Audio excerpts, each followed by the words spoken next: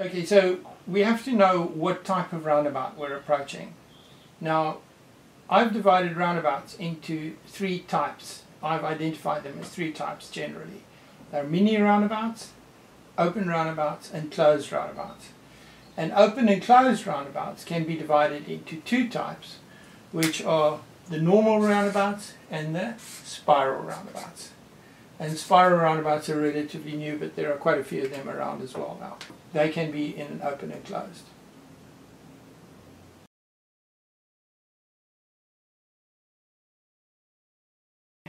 Okay, we're going to talk about mini roundabouts. Now, most people, when they are asked, how do you define a mini roundabout, they'll tell you, you can normally identify it by the markings on the road.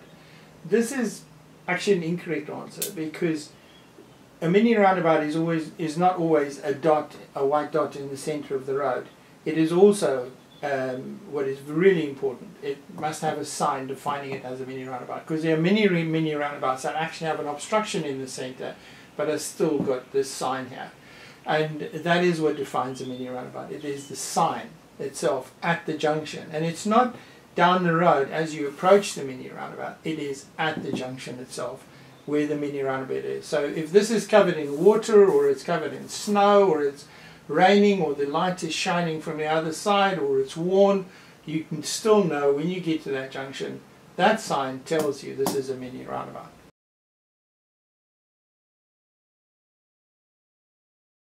Alright, so what we are looking at here is we are looking at a simple open roundabout. We've got four junctions coming in with giveaway signs at each entry point.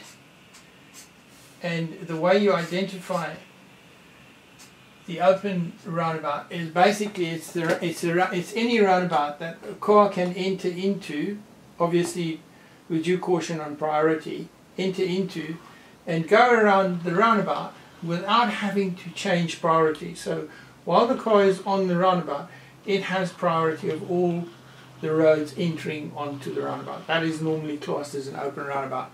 These roundabouts are normally, sometimes they are only singular laned, but most of the time they have sufficient space for two lanes, and they will have an obstruction in the center, and there won't be a mini roundabout sign at the entry point to the roundabout. It will just be the signs on the roundabout itself, which are normally consist of a round sign with an arrow, blue sign with an arrow, and a chevron at the entry point, pointing you in the direction that you have to go. Okay, and then obviously the thing that we've got here is that the cars on the roundabout have priority over the cars coming onto the roundabout. That's an open roundabout.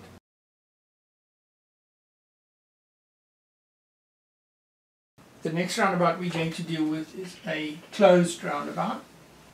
This is basically a closed roundabout because there are two things that happen on this closed roundabout. First of all, the traffic can't go around the roundabout unhindered, because in the one case there's a traffic light, these depicting a traffic light with a stop line for the traffic light, which is controlling the traffic coming onto the roundabout, or in the further around the roundabout there's a giveaway line to allow the traffic coming onto the roundabout priority.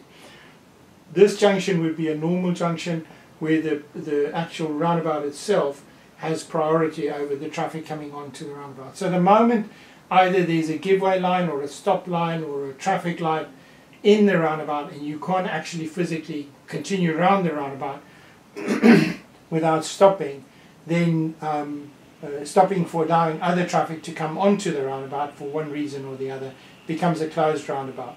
Now, normally these type of roundabouts, the closed roundabouts, tend to be bigger roundabouts with special lane depictions where you would be looking at lanes when you go onto them, and they would be this type of things that you would find at major junctions like on the A1 and the M25 where they come together. They're massive big roundabouts, some of those being about a mile in circumference or more, with a whole lot of traffic lights on them controlling those roundabouts.